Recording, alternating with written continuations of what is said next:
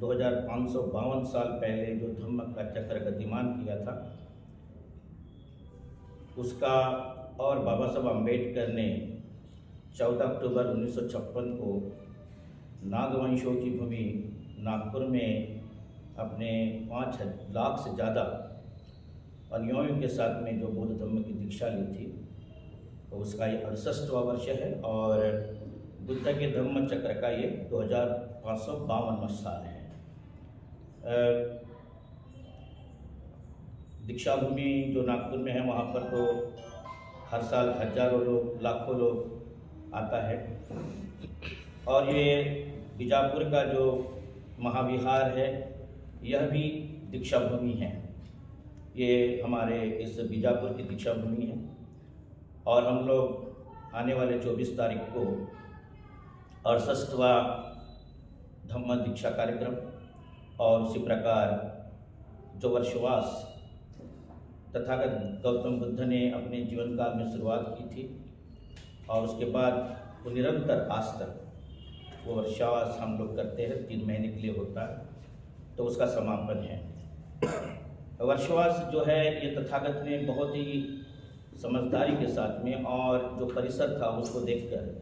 कि जब बरसात होती है और आज का समय और पहले के समय में बहुत फर्क था और इतने साधन संपन्नता नहीं थी और भिक्षुओं के लिए भी बहुत कठिन होता था, तो ऐसे काल में भिक्षुओं ने एक जगह रहकर 3 महीना जब तक बरसात खत्म नहीं होती है, यानी आषाढ़ पूर्णिमा से लेकर अश्विनी पूर्णिमा तक, तो इस साल जो अक्टूबर में 28 तारीख को अश्विनी पूर्णिमा आती है, तो उसके बाद में फिर भिक्षु लोग अपने जीवनचर्या को उस पहले के तरह से चलाते हैं। तो ये 3 महीने का जो काल होता है वो भिक्षुओं के लिए अपने कार्य को या फिर धम्म के जो उनका देशना होती है उसको पढ़ने का और ध्यान करने का समय होता है, और एक रिफ्लेक्शन का समय होता है कि हमने जो 9 महीना कार्य किया था उसमें हमारे हाथ से कोई गलती तो नहीं हुई थी, और उसका भी एक रिफ्लेक्शन का समय होता है। तो बहुतांश सारे भिक्षु लोग जो होते हैं वो उस समय विहारों में रहते हैं और ध्यान करते हैं, क्योंकि बुद्ध धम्म का जो केंद्र बिंदु है वो ध्यान है। आज के इस विश्व में जब हम चारों तरफ एक कट्टरपंथता और धर्म के नाम पर जो एक तरह से जो विश्व को और मानवता को बड़ा ठेस पहुंचाया जा रहा है, उस वक्त तथागत की जो वाणी है